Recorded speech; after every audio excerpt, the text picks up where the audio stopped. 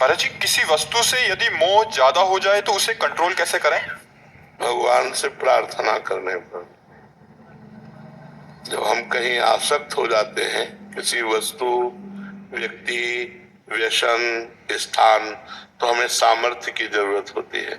तो भगवान से प्रार्थना करें कि हमारी बुद्धि में ऐसा ज्ञान प्रदान करें जिससे हम मोहासक्त चित्त को, बुद्धि को हटा सके और आप में लगा सके। इसलिए नाम जप करें और भगवान से प्रार्थना करें। भगवान से प्रार्थना करने से सामर्थ्य मिलती है और नाम जप मन बुद्धि को वहां से हटने पर स्थान तो मिलना चाहिए। हम कोई वस्तु अगर इससे अपना मन हटाना चाहते हैं तो लगाएं कहाँ? अगर इस वस्तु से हटा इस वस्तु में, तो बात तो बराबर हो गई। तो वस्तु, व्यक्ति, स्थान से हटाकर भगवान के नाम में लगाएं और हटाने के सामर्थ्य भगवान से मांगे।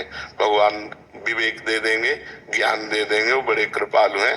प्रार्थना कीजिए और नाम जप कीजिए, दो काम कीजिए जिससे हमारा मोहाशक्त चित्त या मन या बुद्धि भगवान में लगकर परमानंदमय हो जाए। नहीं तो ये मोह ही बार बार जन्म मरण का चक्र बुनता रहता है।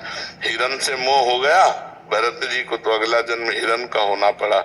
इसलिए अगर हमारा जिस व्यक्ति, वस्तु, स्थान से मोह हो जाएगा वो हमारे नए जन्म का हेतु बन जाएगा। जैसे मकान से मोह हो जाए तो छिपकली बनना पड़ेगा, उसी मकान में छिपके घूमो। धन से मोह हो जाएगा, सर्प बनना पड़ेगा। स्त्री से मोह हो जाएगा, स्त्री बनना पड़ेगा। हमारा जहां मोह हो जाएगा अंतिम समय जो चिंतन होगा वही हमें मिले।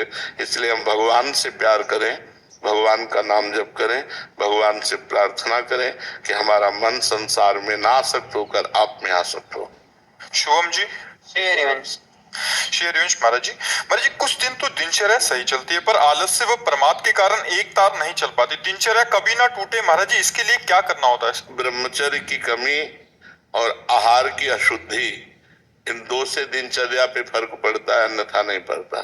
महाराज जी, जैसे पिताजी का कार्य कहीं बाहर जाते हैं तो उनके साथ चले जाते हैं, तो उस हिसाब से कभी लेट आना होता है तो फिर लेट सोना होता है, तो उस वजह से पूरी आहार अगर पवित्र रहेगा ना, तो हम लोग जैसे रात भर भी नहीं सोते तो अपनी दिनचर्या में कमी नहीं होगी। ब्रह्मचर्य की अगर वृत्ति ठीक है और आहार शुद्ध है तो सोना ना सोना उसमें कोई फर्क नहीं पड़ता। दिन में घंटा भर सो लिए तो रात्रि की अपनी दिनचर्या पूरी कर ली। जैसे महाराज जी, पिताजी का कार्य ऐसा है कि कभी 3 बजे आते हैं, कभी 1 बजे, या कभी सुबह का कार्य होता है तो जल्दी तो हमें अपनी दिनचर्या पे फर्क नहीं पड़ना चाहिए। 3 बजे आए, हम 6 घंटे सो लिए, 6 घंटे सो लिए, 6 घंटा सोना होता ना। 9 बजे उठे, अब हमारा 9 बजे से प्रातःकालीन दिनचर्या शुरू हो जाएगी। फिर महाराज जी वो मन पूरा कह देता है कि वाह चलो अब तो आज तो काम करके आए, आज थोड़ा नहीं, यही मन को ठीक करने के लिए ब्रह्मचर्य और भोजन, हमारी बात पर ध्यान दीजिए। ब्रह्मचर्य और आहार शुद्ध है तो आपकी दिनचर्या ठीक चलती रहेगी, और ब्रह्मचर्य ठीक नहीं, आहार शुद्ध नहीं, तो प्रमाद स्थिति आ जाएगी और आपकी दिनचर्या बाधित हो जाएगी। शिल्पा शर्मा जी, उज्जैन से। राधे राधे महाराज जी। नए साधक की ऐसी क्या दिनचर्या होनी चाहिए जिससे ग्रस्त कार्य के साथ साथ भक्ति के मार्ग पर भी चल सकें, जिससे भक्ति में कोई बाधा? पहली बात नाम को पकड़े, नाम को। दूसरी बात व्यभिचार को त्यागे। अगर पराई माता बहनों की तरफ या पराई पुरुष की तरफ गंदी दृष्टि है और आप गृहस्थी में हैं और गंदे आचरण करते हैं तो भूल जाओ कि आप अध्यात्म में चल पाओगे। पापवंत कर सहज सुभाऊ, भजन मोर ते भाव न काऊ, जो पे दुष्ट हृदय सोई होई, मोरे सन्मुख आओ सोए। अगर आप गंदे आचरण करोगे, पाप आचरण करोगे तो भगवान का भजन नहीं बनेगा। बातें भले भगवान की कर लो, आप भगवान के मार्ग में नहीं चल सकते।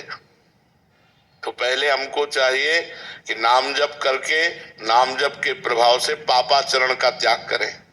जो अधर्म आचरण है, जो पाप आचरण है, उनका त्याग करें और नाम जप करें, और जो हमें कर्तव्य मिला है वो भगवान की पूजा मान करके करें, तो गृहस्थी में रहते हुए भी भगवान की प्राप्ति हो जाएगी।